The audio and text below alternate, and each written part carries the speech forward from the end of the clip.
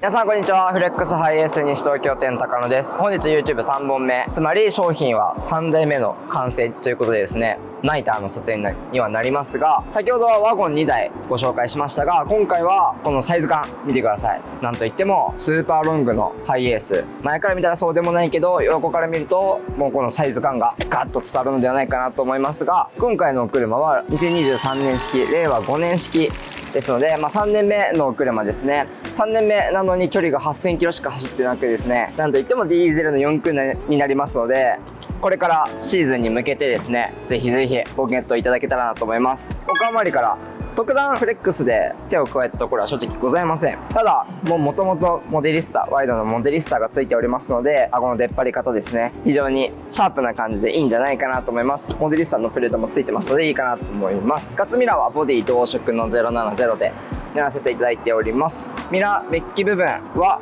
純正のままですので、この辺カスタムいただいてもいいかなと思います。足元、今回はですね、特段アルミホイルは入れずに、トヨタさん純正のアルミホイル入っております。特段ホワイトレターとかはないので、ご注文があれば足回り変えてもいいのではないかなと思います。なんといっても今回の車、内装がちょっとこだわっておりまして、まずここで気になった方いるかと思います。2列目のシートがですね、スーパー GL のシートに乗せ替わっておりますので、デラックスベースなのでシートちっちゃいイメージはあると思うんですけども、2列目の方もゆったりとした感じで座れるようになっております。こちらは気づく方いるかないないかなっていうところなんですけども、本来だったら鉄板むき出しのステップの部分なんですけども、なんといっても前のオーナー様ステップを移植してですね、樹脂のパーツつけて乗りやすい高級感もあるように仕上げたということでですね、非常に変態的な仕様になっております。なんでこの辺配線がもともと通ってない設定のお車なので、足元のランプはつきませんので、最初から言ってもらえると助かるかと思いますが、つきませんので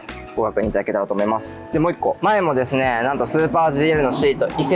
移植になっております。本来だったらヘッドレスト一体型のちょっとバケットっぽいようなシートが硬いようなシートになっておりますが、前もですね、スーパー GL のシート乗せ替えて前のオーナー様やってくれたので、中の高級感と普段使いの使用感、乗ってて疲れないっていう部分でですね、非常に手が入っているお車となっております。なかなか出てこないお車だと思いますので、気になっていた方はぜひぜひお早めにご連絡いただけたらと思います。メーカーオプションデジタルインナーミラー、パノラミックビューモニター装着済みで、ナビが7インチではなくて9インチのフローディングナビついております。なんといってもやっぱりこのお値段、ディーゼル4駆でなんと650万円切る、かなりお手頃な1台だと思いますので、ご検討中の方はですね、西東京店にお問い合わせいただけたらなと思います。以上になります。ありがとうございました。